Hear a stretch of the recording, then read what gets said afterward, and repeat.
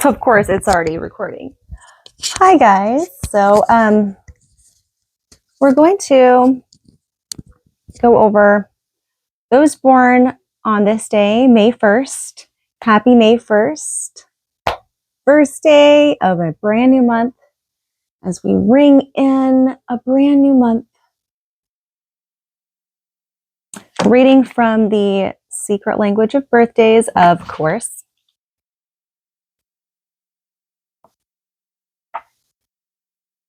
I have to buy pizza after this because Ranger told me to do so. So I got to make this quick, you guys. May 1st, it's the day of ironic insight. And this is from 10 to 12 degrees of Taurus, and it's within the first decan of Taurus. Of course, we all know that Taurus is a fixed earth sign. Born on this day, we have Pierre Teilhard de Chardin. I don't even know if I said that correct, but he's a philosopher, Jesuit priest, paleontologist, geologist, and he helped discover the Peking Man remains in China. He also attempted mystical synthesis of science and religion. Writer of The Phenomenon of Man. Then we have Terry Southern, screenplay writer of Dr. Strangelove. What is he doing out there? Joseph Heller, Sterling Brown, Steve Cawthon, Judy Collins, Jack Parr, Bobby Ann Mason, William Lilly, Joseph Addison, Chuck Bednarik, Ollie Matson, Harry Golden, Valentina, Glenn Ford, Wendy Toy, Rita Coolidge, Kate Smith, Theo Van Gogh, art dealer, and he was Vincent Van Gogh's brother. Isn't that interesting? All right, so those born on May 1st have a talent for watching what goes around them and communicating their ideas on what they see to others. Their capacity to express these observations, which most frequently deal with people, is generally either verbal or written, but rarely both. Not overly talkative, May 1st people have a way of making their words count. Because their statements are pointed, concise, and sometimes contentious, those born on this day leave little doubt as to how they feel on a particular issue. Not only are May 1st people forthright, but they also show an active interest in the events of the world around them. Even with the shyest, take a stand within the family, business, or social group of which they are a member. Those born on this day are not everyone's cup of tea, nor do they particularly seek to please others. They are, however, respected for their honesty, and though outspoken on issues of importance to them, are nonetheless Venusian in their love of harmony and beauty. Therefore, they do not go out of their way to pick quarrels and demonstrate the capacity to avoid confrontations for the sake of peace and quiet. The chief defensive weapon of May 1st people against those who would disturb their tranquility is a pointed wit, a sense of humor. You know what? I'm going to do something unpredictable.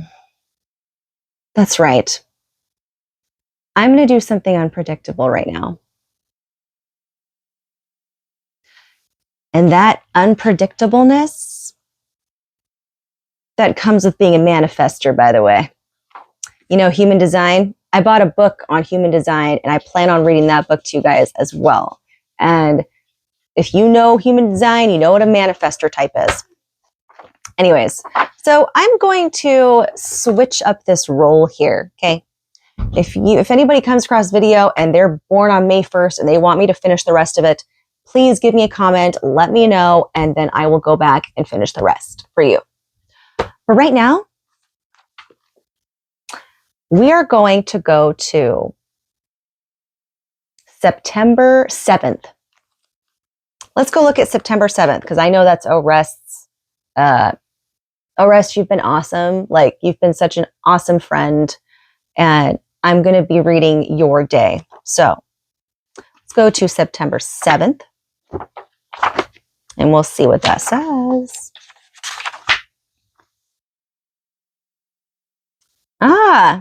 September 7th, the day of success seekers. And then I will go back and look at some of the other comments where I know others have told me their birthdays, and I will read that one as well. Maybe not in the same video, but all right. So this is from 13 to 16 degrees of Virgo, and this is within the second decan of Virgo. Mutable Earth. Born on this day, Queen Elizabeth I. Wow. Sonny Rollins, Grandma Moses, quilt maker. Lived to the age of 101. It's crazy. Elia Kazan, Buddy Holly. That's cool. Michael DeBakey, James Van Allen. Ooh, Van Allen. I'm sorry, not Van. It's funny. Okay. Van Allen. Paul Brown. Chrissy Hind. Jacob Lawrence. George Louis Count de Buffon. David Packard. Louise Suggs. Edith Sitwell. JP Morgan. No shit. Oh my God. Are you kidding me? JP Morgan. Wow. All right. Yeah. That's cool. Yes. Financier banker amassed $500 million. Gloria Gaynor, Peter Lawford, Taylor Caldwell. Al McGuire. Daniel Inouye. I don't know how to say that last name. The Day of Success Seekers. Novels could be written about September 7th people and their never-ending pursuit of personal success. That they encounter obstacles on their way is indeed an understatement. The road is generally long, the difficulties manifold and perilous, but these determined individuals will not give up until they achieve what they have set out to do, even if it takes their dying breath to accomplish it. The world is not quick to understand or to recognize those born on this day, but by the sheer force of their willpower or the imaginative, creative thrust of their ideas, they eventually win people over to them. Strangely enough, September 7th people who rise more easily to the top of their field, perhaps at a young age, may feel denied their need to struggle for success. Some of them can even give up everything they have accomplished and start all over again in another pursuit, much to the consternation of their family and friends. For it is not success as an end that captivates the minds of September 7th people, but the battle to achieve it. Those born on this day have a one-track mind when it comes to following their plans, and if necessary, battering their competitors, rivals, or detractors into submission. September 7th people do not make the most pleasant of enemies, both because their wish to annihilate is so pronounced and their inclination to grant mercy doubtful. On the other hand, they make excellent allies and friends, at least to those who stay on their good side. To do so may require remaining loyal to a shared cause or set of principles. Well, I'm glad that I am on the good side, and I plan to stay there. September 7th people who work in technical or highly specialized areas will not rest until they have gained complete mastery over their materials. They exhibit great integrity in their work. Those who are involved in leading or ruling will fuse their subjects, followers, or employees into a cohesive, smooth-running unit with no doubt whatsoever about who the boss is or what the goal. As family heads, those born on this day generally provide direction and inspiration to their children and mates, but will tolerate no insubordination. Real problems can arise when the children of September 7th people reach adolescence. The paradox is that although those born on this day will train their children to be individuals and to think for themselves, they may have little taste for the inevitable frictions which result. September 7th people will be even more successful if they calm down a bit, learn to share responsibility with others, and fit in with the team. The less concerned they are about gaining or losing supremacy, the better they, and consequently the group they represent, will do. Those born on this day sometimes mellow with age, but rarely lose their competitive edge. Perhaps the ideal life for them would be to achieve success in their very last years. But if September 7th people feel their dreams compromised, or worse yet, unrealized, nothing but nothing will bring them peace of mind. So numbers and planets, those born on the 7th of the month are ruled by number 7 and by the planet Neptune. Ooh, that's cool. Because Neptune is the watery planet ruling visions, dreams, and psychic phenomena, September 7th people will be open to these unstable influences. Combined with mercurial traits, Virgo is ruled by Mercury. This Neptunian side indicates a tendency towards sensationalism.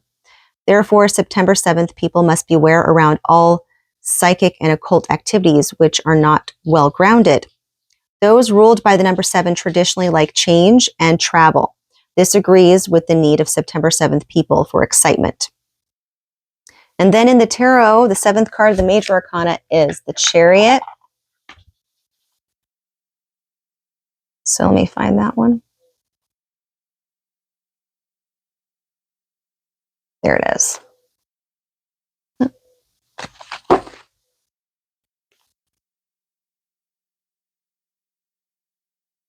So Chariot Chariot card, which shows a triumphant figure moving through the world, manifesting his physical presence in a dynamic way. The card may be interpreted to mean that no matter how narrow or precarious the correct path, one must continue on. The good side of this card posits success, talent, and efficiency. The bad side suggests a dictatorial attitude and a poor sense of direction. As far as health goes, those born on September 7th should undergo regular physical checkups since they tend to neglect their health. Generally, September 7th people have such strong tastes in food that it is best if they learn to cook for themselves as early in life as possible. Exercise does not take top priority in the lives of those born on this day, but the challenge of team sports presents a physical outlet. September 7th people are often sensualists who require an active sex life to keep them happy.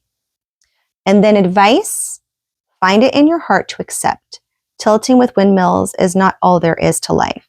Learn to enjoy yourself and then pass that gift to others. Don't be so hard on yourself and those near and dear to you. An inflexible attitude plants seeds of rebellion. And then the meditation, everything happens twice. And then the strengths, diligent, goal-oriented, and determined.